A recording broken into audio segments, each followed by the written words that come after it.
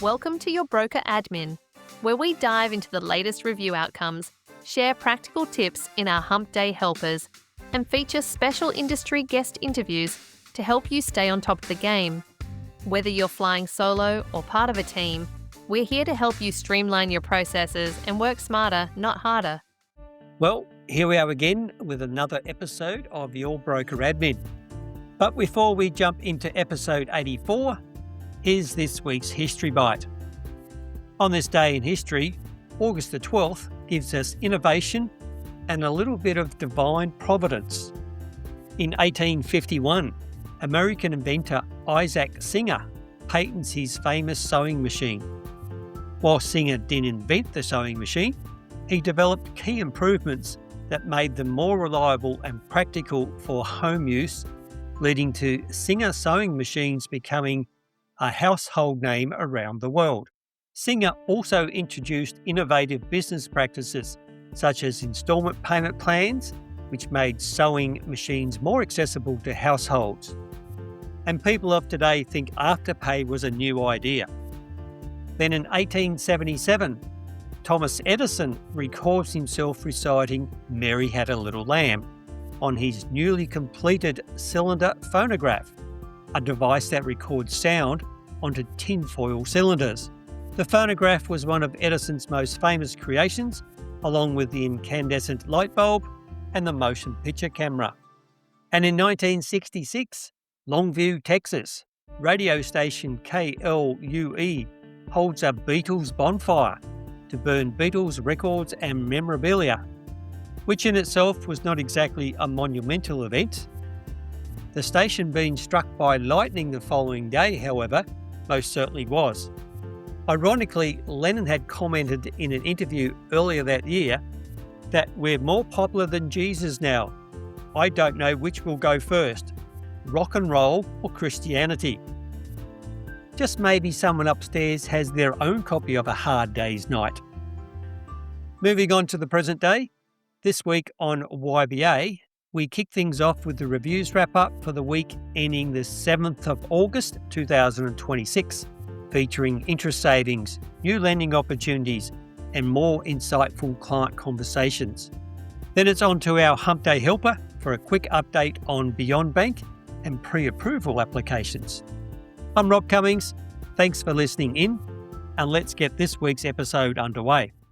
In this week's reviews wrap-up, we look at outcomes from loan reviews completed during the week ending the 7th of August 2026. It was somewhat of a moderate week with 3 reviews completed, resulting in rate reductions and generating around $1,200 in interest savings. We also uncovered another new lending opportunity from our client conversations of around $500,000. This week's best outcome was with CBA, a rate reduction of 0.16%, which yielded $990 in interest savings for the client. This time last year, our review with CBA resulted in a no change outcome, mainly due to the LVR. The new opportunity this week was a client looking to utilise the equity in their property to actually downsize and generate a rental return on the bigger existing property. The expected borrowing requirement for this project was around $500,000. And now, onto our client review conversations. The first conversation for this week was with a client who purchased their property in 2024 with finance obtained through CBA. The purchase price back then was $676,000, with the latest property report now suggesting an estimated market value of $935,000. That's a 38% increase in just 2 years. We completed the rate review last year for the client, but CBA didn't offer any reduction. This year's review fared better, yielding a 0.16% rate reduction down to 6.09%. I suspect it's possibly because of the increase in property value, with the loan originally written at 93% LVR It's now down to 67% based on the property report figure. We spoke with the client to confirm completion of the review and rate reduction obtained, which they were really happy with. We then spoke about the increase in property value and if they had any future plans. The client stated that they were interested in buying another owner-occupied property, but smaller in the southern suburbs for, say, around $500,000 and keep the existing one as a rental. They may even consider moving interstate to Melbourne or Sydney. An expected time frame for this is either the end of this year or maybe early next year. We confirmed with the client that they have available equity in their current property of around $130,000 based on the property report's estimated market value.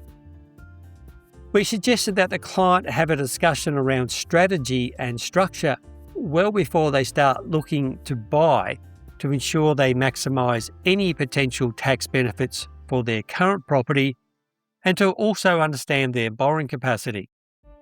The client indicated that all made sense and would like to speak with the broker, but would leave until early next month as they were pretty tied up at present studying for another qualification. The client thanked us for the review and appreciated the call and the suggestions. We have arranged for the broker to call the client early next month on one of the client's nominated preferred dates. And the second conversation was with another client who has their home loan with CBA. They purchased their property back in 2022 for $510,000 and again, like the other client, have experienced significant capital increase with the property report suggesting a current market value of $845,000. The review with CBA saw them offer a small rate reduction of 0.05%. We then spoke with the client to let them know a review was completed and the outcome. They were very happy with the reduction, albeit small. They were also happy to know their property has risen so much. They went on to mention that they did get a personal loan earlier this year, and whilst they have considered it, they don't want to merge that debt into the home loan as they would prefer to keep the equity free. They are possibly looking at either buying another property sometime next year or renovate this one to cater for the growing family. We asked if they had thought about keeping this one as a rental if they did buy another one, and apparently, yes they have. We suggested that they maybe have a chat with their accountant well before looking to buy to cover off on any tax benefits and also the broker to ascertain their borrowing capacity. The client thanked us for completing the review and the call, further commenting that they really appreciated the suggestions. And in summary, another solid week of reviews, delivering some good outcomes and some valuable conversations. We are continuing to see clients exploring the idea of acquiring investment properties through these conversations. I think the biggest takeaway from this week is the importance of planning ahead. The clients aren't necessarily looking to act immediately, but starting the conversation now gives them time to understand their options and make better decisions when they are finally ready to move on it. This week's Humpday Helper number 185 is a quick update to advise that Beyond Bank are once again taking applications for pre-approvals. Key details to note. Applications are fully assessed and not system-generated. Pre-approvals are valid for 120 days. Construction loan pre-approvals are valid for 180 days. Applications for pre-approvals have an 8 business day assessment SLA, the same as complex loan applications.